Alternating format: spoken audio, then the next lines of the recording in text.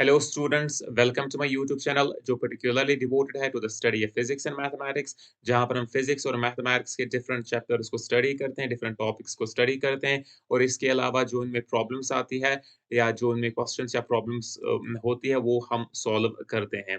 तो last lecture में हमने पढ़ा था SI system of units और वहाँ पर हमने कहा था कि जो SI system में fundamental units क्या-क्या होते हैं और ये भी कहा था कि इनकी डेफिनिशंस जो है वो हम नेक्स्ट लेक्चर में लाए हैं। तो आज का जो लेक्चर है वो पार्टिकुलरली डिवोटेड होगा to the definitions of the fundamental units in the SI system of units. तो चलिए आज के लेक्चर की तरफ हम बढ़ते हैं।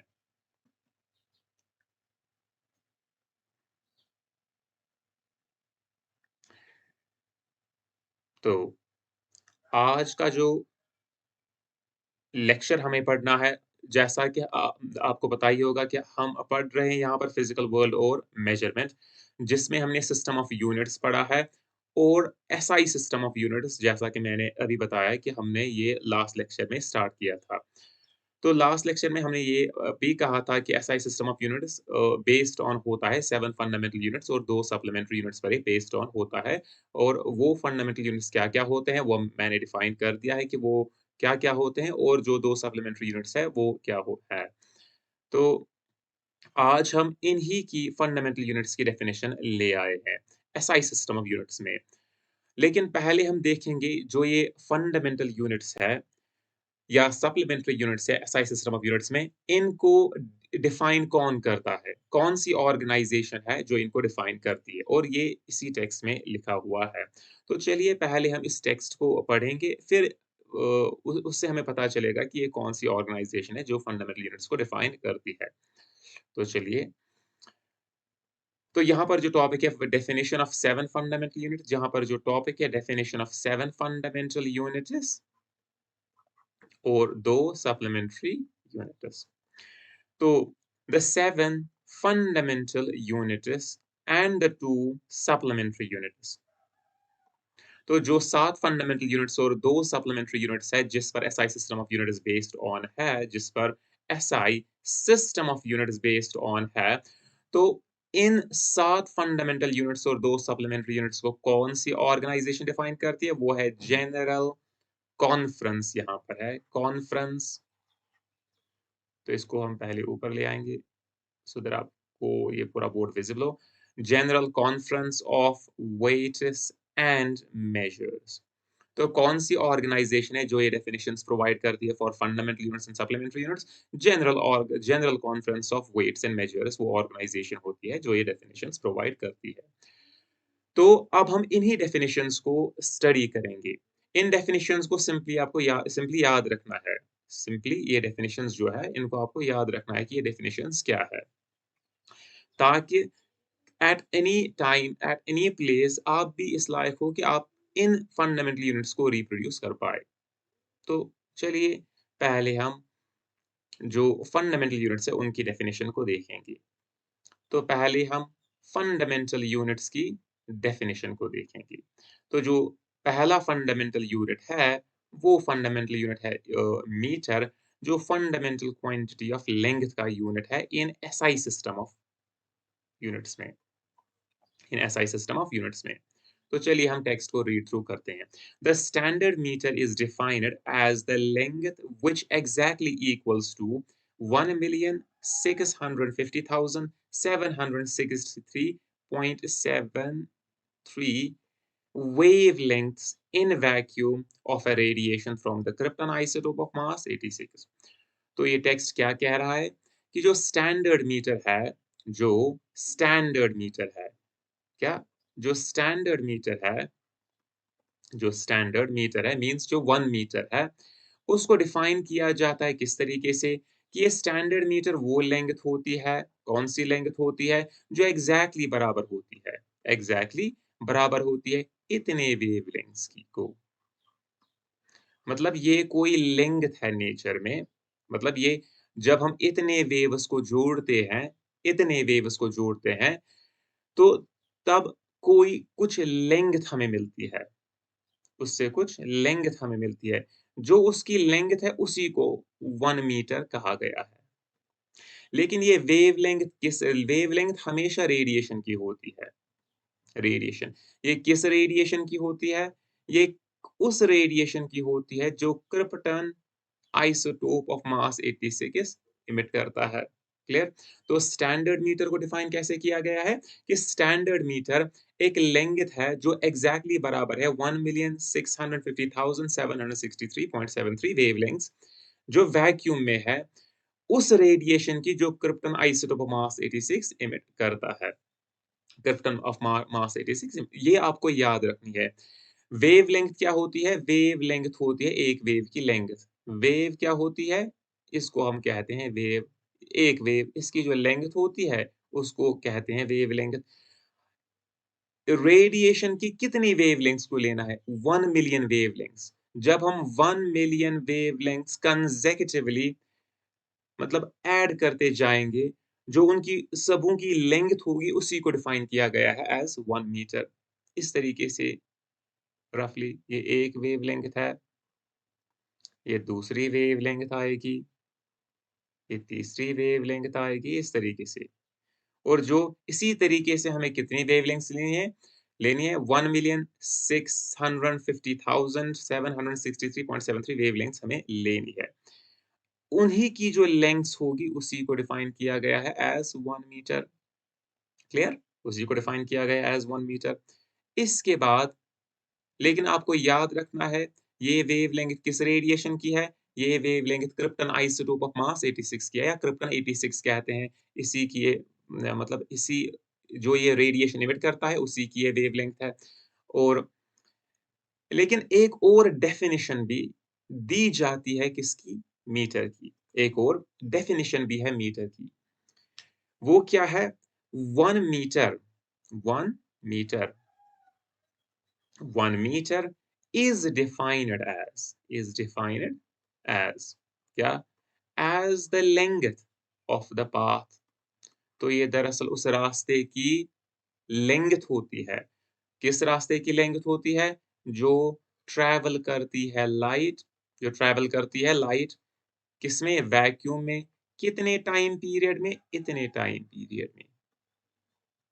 1 divided by 299,792,458 of a second में जो लाइट डिस्टेंस ट्रैवल करती है, उसी या जो लाइट डिस्टेंस या पाथ ऑफ लेंथ ट्रैवल करती है, उसी पाथ ऑफ लेंथ को ही 1 मीटर कहा गया है।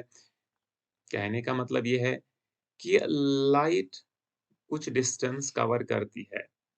जितना टाइम पीरियड इंक्रीज़ होगा, उतनी डिस्टेंस भी ये ज़्यादा कवर करेगा। मतलब लाइट उतनी ज़्यादा डिस्टेंस कवर करेगी।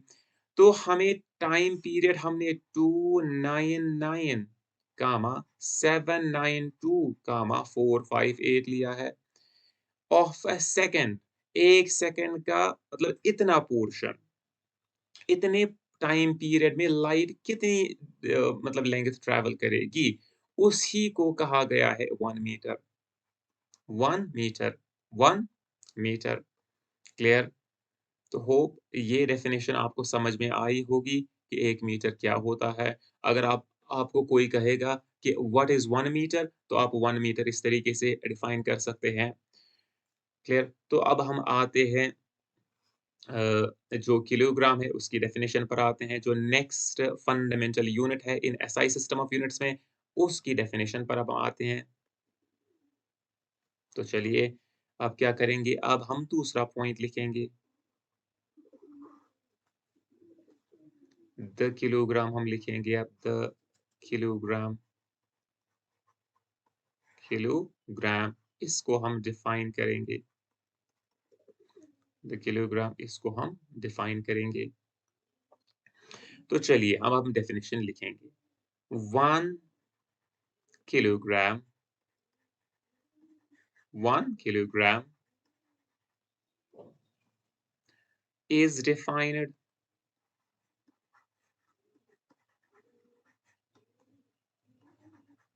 as the mass as the mass of the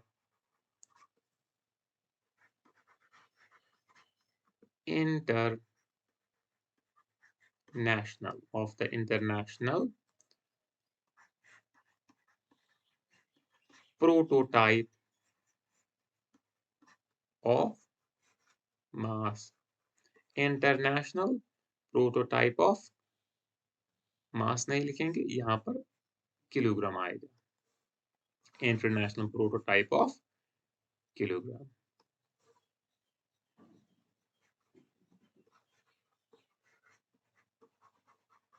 Kilogram, which is a block, which is a block of platinum, which is a block of platinum iridium. Dium, iridium alloy. Platinum iridium alloy preserved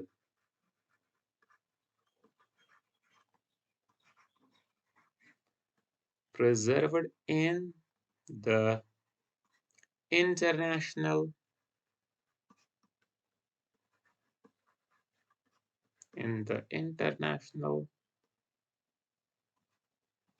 bureau,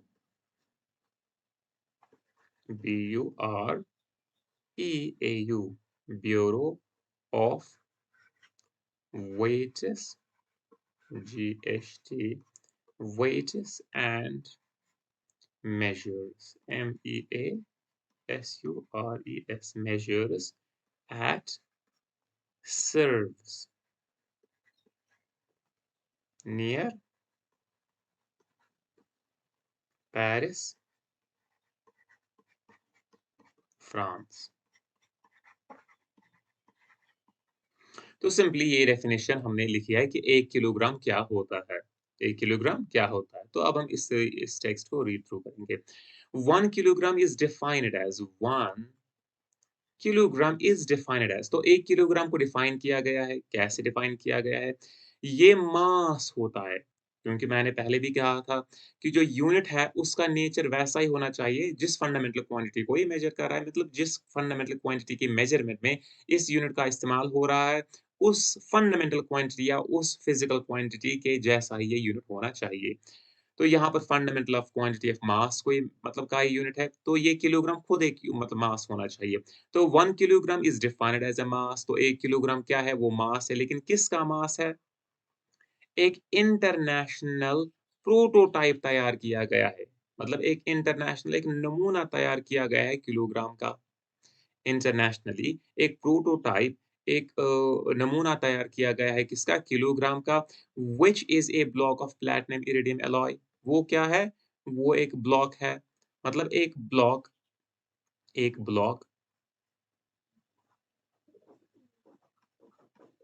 block of inter platinum iridium platinum iridium platinum iridium alloy का एक block तैयार किया गया है। और वो कहाँ पर प्रिज़र्व किया गया है? International bureau of weights and measures, जो कॉन्फ्रेंस हमने पढ़ी थी, general conference of weights and measures, उनका इंटरनेशनल मतलब उनकी उस ऑर्गेनाइज़ेशन का ब्यूरो, मतलब इंटरनेशनल ब्यूरो जिस ऑर्गेनाइज़ेशन का है, जो सर्व्स में है, नियर पेरिस, फ्रांस, इसी इंटरनेशनल ब्यूरो में ये प्लैटिनम इरिडियम एलॉय क्या किया गया है, उसी में ये रखा गया है। मतलब उसी में ये प्रिज़र्व किया गया है ये प्लैटिनम इरिडियम एलॉय, और इसी का जो मास है, इसी प्रोटोटाइप का जो मास है, इसी को कहा गया है कि ये एक 1 किलोग्राम है। क्लियर? इसी को कहा गया है कि जो इसका मास है, उसी को मानेंगे कि ये 1 किलोग्राम है। तो 1 किलोग्राम क्या है? 1 kilogram international prototype of kilogram का मास है। जो इंटरनेशनल प्रोटोटाइप तैयार किया गया है किसका? प्लैटिनम इरिडियम एलॉय का। उसी एलॉय का जो मास है, उसी को कहा गया है कि ये 1 किलोग्राम है। तो होप आपको किलोग्राम की जो ये डेफिनिशन है, ये अंडरस्टैंड हुई होगी। तो चलिए, इसके बाद हम डिफाइन करेंगे सेकंड्स को। हम जो तीसरा है, इसके बाद हम डिफाइन करेंगे किसको? दी सेकंड को डिफाइन करेंगे। ये डेफिनिशंस आपको सिंपली याद रखनी है, इन डेफिनिशंस को याद रखना है। SECOND, second. अब हम सेकंड को डिफाइन करेंगे कि सेकंड क्या है। तो चलिए हम सेकंड की डेफिनिशन लिखते हैं। 1 second, 1 SECOND, 1 second is defined as the duration of 1, 192 9 billion 192 million 631,770 periods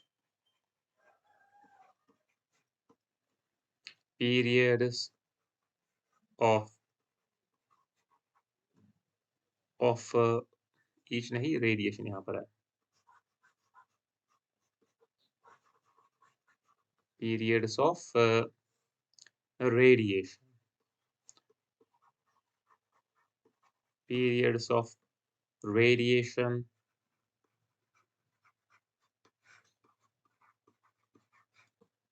corresponding to unperturbed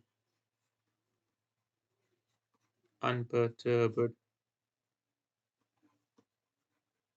unperturbed transition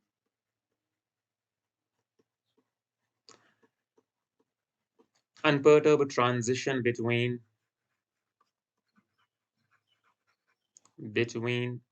the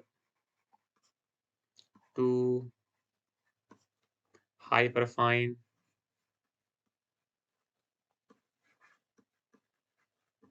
hyperfine levels of the ground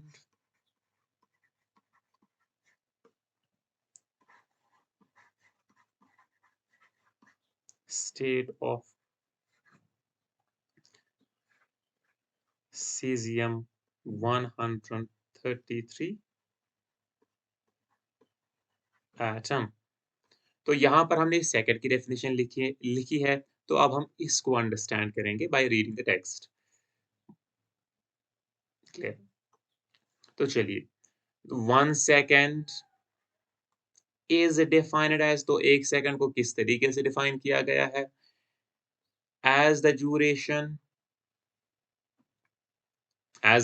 duration of 9 billion 192,631,770 periods क्या? Periods of radiation periods of radiation corresponding to unperturbed transition corresponding to unperturbed transition between two hyperfine levels of ground state of cesium 133 atom। तो एक second को किस तरीके से define किया गया है?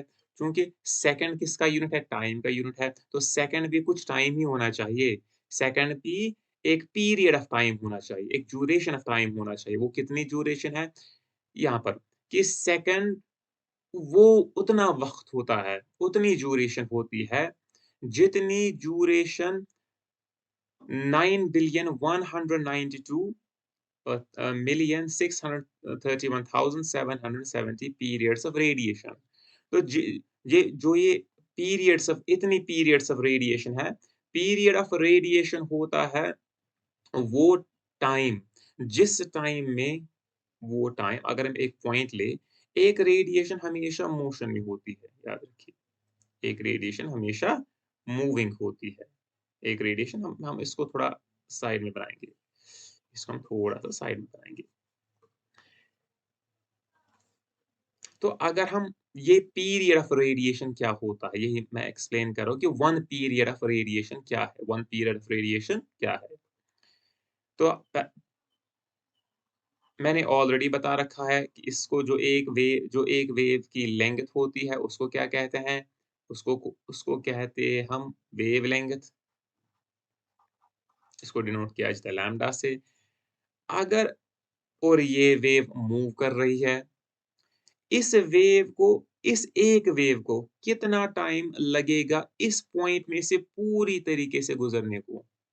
मतलब how much time the wave takes to pass through the point from beginning to end. इसको कितना टाइम लगेगा? इसी को हम पीरियड ऑफ रेडिएशन कहते हैं। पीरियड ऑफ रेडिएशन कहते हैं। पीरियड ऑफ रेडिएशन कहते हैं या टाइम पीरियड ऑफ रेडिएशन भी इसको कहते हैं। टाइम पीरियड ऑफ रेडिएशन भी कहते हैं। तो अब ये कह रहा है कि 9,192,631,770 पीरियड्स ऑफ रेडिएशन। इसका ये मतलब है कि इतने वेवलेंथ्स, ये तो एक पीरियड ऑफ रेडिएशन है। 2 पीरियड ऑफ रेडिएशन कितने होंगे? थोड़ा-थोड़ा हम थोड़ा हम अंडरस्टैंड करेंगे। 2 पी ये तो हुआ एक वेव। एक वेव को कितना टाइम लगता है या कितना टाइम ये लेती है एक पॉइंट में से गुज़रने के लिए, उसको उसको कहते हैं 1 पीरियड ऑफ रेडिएशन। 2 वेव्स को कितने लगेंगे? मतलब how much time will 2 waves take to pass through how much time 2 waves को कितना टाइम लगेगा? 2 वेव्स को इस पॉइंट में से गुज़रने के लिए कितना टाइम लगेगा? एक वेव को तो लगता है कितना टाइम? 1 पीरियड, हम फॉर टाइम बीइंग पीरियड को डिनोट करेंगे टी से। दूसरे को भी कितना लगेगा? 1 पीरियड, तो इकट्ठा इनको कितना लगेगा? 2 पीरियड टाइम, टीपी लिखेंगे टाइम पीरियड। तो कितना टाइम लगेगा? तो 2 वेव्स को एक पॉइंट में से गुज़रने के लिए कितना कितना टाइम पीरियड? तो ये टाइम ही होता है, 2 टीपी। तो यहाँ पर हम जाएँगे अब। यहाँ पर कितने टाइम पीरियड्स है? यहाँ पर है 9,192,631,770 पीरियड्स ऑफ रेडिएशन। इसका ये मतलब हुआ कि जो इतनी वेवलेंथ्स है, अगर वो एक पॉइंट में से गुज़रे, उनको बिगिनिंग टू एंड कितना टाइम लगेगा उस पॉइंट में से गुजरने, मतलब how much time that these many wavelengths will take to pass through a particular through a point from beginning to end। जो जो टाइम इनको मतलब ये टेक अप करेंगे टू पास थ्रू, उसी टाइम को कहा गया है 1 सेकंड। क्लियर? 1 सेकंड वो ड्यूरेशन होता है जो इतनी वेवलेंथ्स लेती है एक पॉइंट में से गुजरने के लिए। लेकिन याद रखिए ये किसकी वेवलेंथ होनी चाहिए? क्योंकि रे डिफरेंट एटम्स डिफरेंट वेवलेंथ की रेडिएशंस एमिट करते हैं और उनको डिफरेंट टाइम लगेगा to pass through a particular point. तो ये किसकी वेवलेंथ, ये किस रेडिएशन की मतलब रेडिएशन की वेवलेंथ्स हमें कंसीडर करनी है? मतलब कौन-सी रेडिएशन हमें कंसीडर करनी है? डिफरेंट रेडिएशंस का डिफरेंट पीरियड ऑफ रेडिएशन होगा और उससे मतलब उनको डिफरेंट टाइम लगेगा एक पॉइंट में पास थ्रू होने के लिए। तो ये कौन-सी रेडिएशन होनी चाहिए? कौन-सी रेडिएशन होनी चाहिए? वो रेडिएशन क्या? वो रेडिएशन जो इमिट होती है, जब अनपर्टर्ब्ड ट्रांज़िशन होती है। याद रखिए, अनपर्टर्ब्ड ट्रांज़िशन। अनपर्टर्ब्ड का मतलब हुआ होता है कि जो मतलब डिस्टर्ब किए बिना स्पॉन्टेनियस ट्रांज़िशन होना, शिफ्ट होना।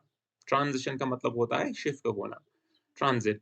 शिफ्ट कैसे? कि जैसे जैसे आपने 9th क्लास में पढ़ा ही होगा, ये होता है K लेवल, ये L लेवल होता है। इलेक्ट्रॉन अगर इसमें है, ये जब नीचे जाता है, तो इसको कहते हैं ट्रांज़िशन। इलेक्ट्रॉनिक ट्रां के KLMN, हाँ। तो इलेक्ट्रॉन ट्रांज़िट हो मतलब इलेक्ट्रॉन की ट्रांज़िशन हो रही है L शेल से K शेल में। क्लियर? तो इसको ट्रांज़िशन कहते हैं। जब भी ये इस तरीके की ट्रांज़िशन होती है, वहां पर रेडिएशन इमिट होती है, रेडिएशन निकलती है।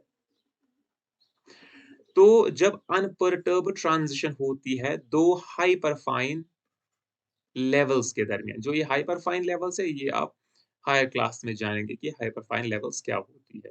तो आप सिंपली याद रखिए, दो हाइपरफाइन लेवल्स के दरमियान जब अनपर्टर्ब्ड ट्रांजिशन होती है, अनपर्टर्ब्ड ट्रांजिशन होती है, तो तब जो रेडिएशन निकलती है, तब जो रेडिएशन निकलती है, उसी के इतने वेवलेंथ्स हमें कंसीडर करने हैं, इतने वेवलेंथ्स कंसीडर करने हैं और हमें देखना है इतने वेवलेंथ्स को कितना टाइम लगेगा, कितना टाइम ये लेंगे एक पॉइंट में से पास होने के लिए और जो ये टाइम लेंगे, उसी को 1 सेकंड कहा गया है।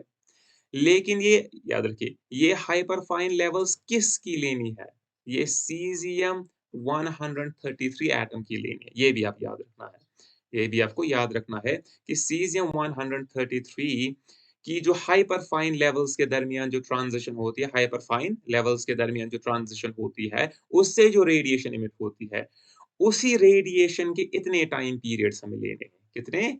9 बिलियन 192 मिलियन 631,770 मतलब टाइम पीरियड्स हमें लेने हैं और जो वो टाइम कंस्टिट्यूट करेंगे, उसी टाइम पीरियड को, उसी ड्यूरेशन ऑफ टाइम को 1 सेकंड का नाम दे दिया गया है। उसी को कहा गया है कि इसको हम कहेंगे कि ये 1 सेकंड है। क्लियर? आई होप कि आपको समझ में आया होगा कि ये सेकंड क्या होता है। सेकंड क्या होता है। तो चलिए अब हम चौथे फंडामेंटल यूनिट को डिफाइन करेंगे। चौथे फंडामेंटल यूनिट को डिफाइन करेंगे। चौथे फंडामेंटल यूनिट को डिफाइन करेंगे और वो चौथा फंडामेंटल यूनिट क्या है? एसआई सिस्टम ऑफ यूनिट्स में वो है द एम्पियर। एम्पियर आपको स्मॉल में ही लिखना है, मतलब ए आपको स्मॉल में ही लिखना है। The ampere. तो चलिए हम इसको मतलब इसकी जो डेफिनेशन है वो हम राइट डाउन पहले करेंगे, फिर अंडरस्टैंड करेंगे कि इसका मतलब क्या होता है। तो 1 ampere 1 ampere is defined defined as that defined as that amount of constant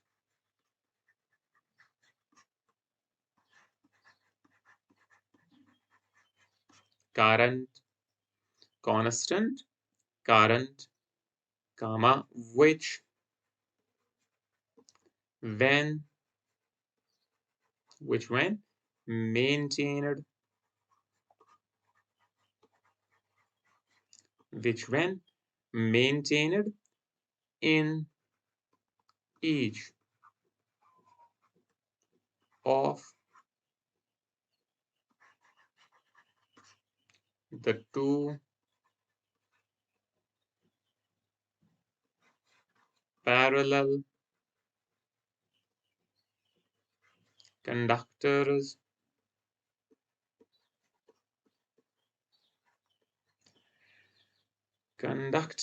of infinite infinite length and negligible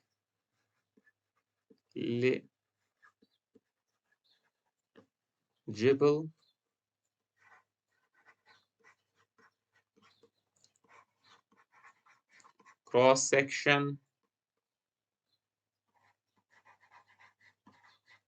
held 1 meter apart held 1 meter apart in vacuum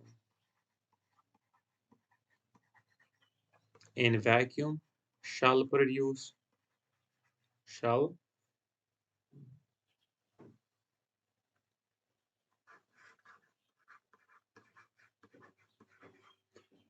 shall produce a force per unit length of 2 into 10 to the power minus 7 Newton पर metre, Newton पर metre. तो ये हमने definition लिखी है किसकी? Ampere की। तो क्या हमने लिखा है? तो इसको हम पहले पढ़ेंगे, इसको पहले हम अंडरस्टैंड करेंगे। तो हमने लिखा है 1 ampere 1 ampere is defined 1 ampere is defined as that amount of constant current तो 1 एम्पियर चूँकि ये इलेक्ट्रिक करंट का ही यूनिट होता है या फंडामेंटल यूनिट होता है in SI system of units में, तो 1 एम्पियर ये भी तो करंट ही होना चाहिए, क्योंकि यूनिट का नेचर सेम होना चाहिए as that of the physical quantity it is used to measure. तो 1 एम्पियर को डिफाइन किया गया है कि ये वो कांस्टेंट अमाउंट ऑफ करंट होता है, क्या? कांस्टेंट अमाउंट ऑफ करंट होता है, which when maintained in each of the two parallel conductors जिसे जब मेंटेन किया जाता है जिसे जब मेंटेन किया जाता है किनमें? दो पैरेलल कंडक्टर्स में या दो स्ट्रेट वायर्स में आप क्या कह सकते हैं। जिसे जब मेंटेन किया जाता है दो पैरेलल कंडक्टर्स में जिनकी लेंथ क्या है? इनफाइनाइट लेंथ है। इनफाइनाइट लेंथ है मीन्स वो बहुत ज़्यादा लंबी है। और नेग्लिजिबल क्रॉस सेक्शन है, उनका जो क्रॉस सेक्शन एरिया है वो बहुत ही कम है, क्रॉस सेक्शन एरिया बहुत ही कम है। हेल्ड 1 मीटर अपार्ट और ये कंडक्टर्स आपस में कितनी दूरी पर रखे गए हैं? ये 1 मीटर अपार्ट रखे गए मीन्स 1 मीटर की दूरी पर ये रखे गए हैं। कहाँ पर लेकिन? वैक्यूम में। तो वो कांस्टेंट कारक याद रखिए, वो कांस्टेंट कारक जो जब मेंटेन किया जाता है दो पैरेलल कंडक्टर्स में, जिनकी लेंथ इनफाइनाइट होती है और जिनका area of cross section negligible होता है और जो 1 मीटर की दूरी पर रखे जाते हैं, 1 मीटर की दूरी पर रखे जाते हैं। कितना फोर्स ये प्रोड्यूस करेंगे? शैल प्रोड्यूस क्या करेंगे? शैल प्रोड्यूस या फोर्स पर यूनिट लेंथ। तो ये पर यूनिट लेंथ कितना फोर्स प्रोड्यूस करेंगे? वो इतना है 2 into 10 to the power minus 7 Newton पर मीटर। ये फोर्स प्रोड्यूस करेंगे, ये फोर्स प्रोड्यूस करेंगे। तो अब हम इसको थोड़ा अंडरस्टैंड करेंगे। ये तो था सिंपली कि ये टेक्स्ट हमें क्या बता रहा है। तो वो अमाउंट ऑफ कांस्टेंट करंट जिसके नतीजे में इतना फोर्स इन कंडीशंस पर इतना फोर्स जनरेट होता है, इन कंडीशंस को सैटिस्फाई करके इतना फोर्स जनरेट होता है, उसी कांस्टेंट अमाउंट ऑफ एम्पियर को मतलब उसी कांस्टेंट अमाउंट ऑफ करंट को कहा गया है कि इसको कहेंगे हम 1 एम्पियर। क्लियर? तो पहले हम समझेंगे, हम चलिए ऊपर ही इसको लिखते हैं। पहले हम समझेंगे कि करंट क्या होता है, ये रफ वर्क है कि करंट क्या होता है।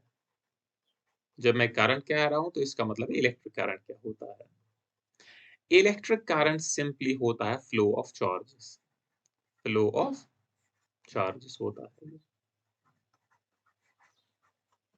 Per unit time, per unit time. Flow of charges होता है in unit time through a cross section. ये डेफिनेशन आप बाद में डिटेल से पढ़ेंगे इन क्लास 12। तो electric current flow of charge होता है टाइम टेकन, यहाँ पर लिखेंगे फ्लो ऑफ चार्जेस होता है divide by the time taken. तो इलेक्ट्रिक करंट सिंपली क्या होता है? फ्लो ऑफ चार्जेस होता है, ये चार्जों का फ्लो होता है। और इसी इलेक्ट्रिक करंट को हम डिफाइन कर रहे हैं 1 एम्पियर क्या है। तो क्या हमें दो पैरेलल कंडक्टर्स लेने हैं, दो पैरेलल कंडक्टर्स लेने हैं। ये दो पैरेलल कंडक्टर्स हमने लिए, क्लियर? दो पैरेलल कंडक्टर्स हमने लिए। इन्हीं 2 पैरेलल कंडक्टर्स में क्या करना है, हमें कुछ करंट मेंटेन करना है, से हम यहाँ पर I करंट मेंटेन करेंगे। करंट I हम इन दोनों पैरेलल कंडक्टर्स में मेंटेन करेंगे। करंट I इन दोनों कंडक्टर्स में हम मेंटेन करेंगे। आपको सिंपली ये याद रखना है कि जब 2 पैरेलल कंडक्टर्स दोनों में करंट चल रहा है, तो ये एक-दूसरे पर फ़ोर्स एक्सर्ट करते हैं। क्या करते हैं? एक-दूसरे पर फ़ोर्स एक्सर्ट करते हैं। क्या वो फ़ोर्स ऑफ अट्रैक्शन होगा इस तरीके से? क्या वो फ़ोर्स ऑफ रिपल्शन होगा? डिपेंड करता है डायरेक्शन पर कि करंट की क्या डायरेक्शन है। अगर करंट ऐसे चलेगा ऑपोज़िट डायरेक्शन में इलेक्ट्रिक करंट, तो ये एक-दूसरे को रिपेल करते हैं। ये दोनों वायर्स एक-दूसरे को रिपेल करते हैं। चलिए हम ये एग्ज़ाम्पल लेंगे, इस एग्ज़ाम्पल को हम नहीं लेंगे। फ़ोर्स तो दोनों में जनरेट होता है। तो जब हमने एक constant amount of current maintain किया 2 पैरेलल कंडक्टर्स में, तो ये हमारे 2 पैरेलल कंडक्टर, ये 1 पैरेलल कंडक्टर, ये दूसरा पैरेलल कंडक्टर है। इनकी लेंथ क्या है? इनकी लेंथ ये बहुत लंबे इनफिनिट इनकी लेंथ है। इनफिनिट इनकी लेंथ है और इनके दरमियान जो डिस्टेंस है, इनके दरमियान जो डिस्टेंस रखी गई है, मतलब ये आपस में कितनी दूर है? ये आपस में 1 मीटर की दूरी पर है। 1 मीटर की दूरी पर है। तो ये हमारे ये फिज़िकल कंडीशंस है कि ये इनका क्रॉस सेक्शन इनकी मोटाई कितनी है? वो नेग्लिजिबली 0 है। इनका क्रॉस सेक्शन नेग्लिजिबली 0 है, मतलब बहुत स्मॉल है। इनका क्रॉस सेक्शन बहुत छोटा है। इन्हीं में तो ये फिज़िकल कंडीशंस हुई। इनको 1 मीटर दूर रखना है, 1 मीटर दूर रखना है और ये इन्फिनिट मतलब इनकी लेंथ इन्फिनिट होनी चाहिए, ये पैरेलल होने चाहिए और इसके अलावा इनका जो एरिया ऑफ क्रॉस सेक्शन है बहुत छोटा होना चाहिए, नेग्लिजिबली स्मॉल होना चाहिए। अब अब जो ये फ़ोर्स जो ये एक्सर्ट कर रहे हैं एक-दूसरे पर और जो ये करंट जो हम कॉइल्स मतलब जो हम वायर्स में मेंटेन कर रहे हैं, इनके दरमियान रिलेशन होती है। जितना करंट हम इंक्रीज़ करेंगे, उतना फ़ोर्स इंक्रीज़ होगा। जितना करंट हम इंक्रीज़ करेंगे, फ़ोर्स भी इंक्रीज़ होगा। फ़ोर्स ऑफ अट्रैक्शन यहाँ पर फ़ोर्स ऑफ रिपल्शन। जितना करंट हम डिक्रीज़ करेंगे, फ़ोर्स भी डिक्रीज़ होगा। तो हम कहेंगे जो ये फ़ोर्स है, ये एक फ़ंक्शन बनी किसकी? करंट की। फ़ोर्स बनी फ़ंक्शन करंट की। जब इन कंडीशंस को पहले एम्पीयर डिफ़ाइन करने के लिए ये कंडीशंस मीट पहले करनी है। 1 एम्पीयर की डिस्टेंस मेंटेन करनी है। मतलब इन्फिनिटली लॉन्ग हमें क पैरेलल कंडक्टर्स लेने हैं जिनका area cross section negligibly small हो। तो अब डेफिनिशन क्या कह रही है कि उतना अमाउंट अगर हम कहें कि हमने आई नॉट मेंटेन किया है इसमें, आई नॉट करंट हमने मेंटेन किया है कंडक्टर्स में। आई नॉट करंट हमने कंडक्टर्स में मेंटेन किया और इस आई नॉट करंट जब हमने मेंटेन किया, इससे फ़ोर्स कितना जनरेट हुआ? 2 into 10 to the power -7 Newton पर मीटर। मतलब जो ये 1 मीटर जो ये लेंथ है, 1 मीटर की जो ये लेंथ है, इस पर कितना फ़ोर्स पड़ रहा है? 2 into 10 to the power minus force of attraction इस केस में कितना पड़ रहा है? 2 into 10 to the power -7 Newton का फ़ोर्स इस पे पड़ रहा है। जब हमने जो इतना करंट मेंटेन किया किसमें? कंडक्टर में, जिससे इतना फ़ोर्स वायर्स पर पड़ा। कितना फ़ोर्स? इतना फ़ोर्स वायर्स पर पड़ा। तो जो ये अमाउंट ऑफ करंट है, इसी को 1 एम्पीयर कहा गया है। तो चलिए हम वापस से पिछले लेयर में जाते हैं। ये पिछले लेयर में मतलब पिछले बोर्ड पर जाते हैं। तो ये हमारी जो लेयर या बोर्ड है, यहाँ पर हमने डेफिनिशन लिखी थी कि 1 ampere is defined as that amount of constant current which when maintained. तो जब ये कंडीशंस मीट होती है, 1 मीटर मतलब डिस्टेंस अपार्ट होंगे ये, इन्फिनिटी लॉन्ग होंगे, तब वो अमाउंट ऑफ कांस्टेंट करंट जो कंडक्टर्स में मेंटेन करके इतना फोर्स जनरेट करेगा, उसी कांस्टेंट अमाउंट ऑफ करंट को क्या कहा गया है? उसी को कहा गया है 1 एम्पीयर। आई होप कि आपको ये अंडरस्टैंड हुआ होगा कि 1 एम्पीयर अब क्या है। तो अगर आपको कोई अब पूछे कि 1 एम्पीयर को कितना करंट है, आप सिंपली कहेंगे 1 एम्पीयर वो अमाउंट ऑफ इलेक्ट्रिक करंट होता है, जो जब मेंटेन किया जाता है 2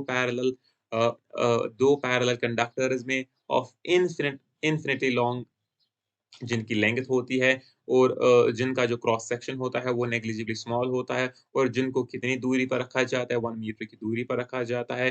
तो ये जो अमाउंट ऑफ करंट है इसके नतीजे में कितना फोर्स ऑफ अट्रैक्शन या रिपल्शन जनरेट करते हैं वो होता है 2 × 10⁻⁷। जब ये इतना फोर्स जनरेट करेंगे पर मीटर न्यूटन पर मीटर तो तब उस अमाउंट ऑफ करंट को कहा जाता है कि ये 1 एम्पीयर है। आई होप कि ये एम्पीयर अब आपको क्लियर हुआ होगा। तो चलिए अब हम नेक्स्ट डेफिनिशन की तरफ जाते हैं, मतलब नेक्स्ट फंडामेंटल यूनिट की डेफिनिशन की तरफ जाते हैं।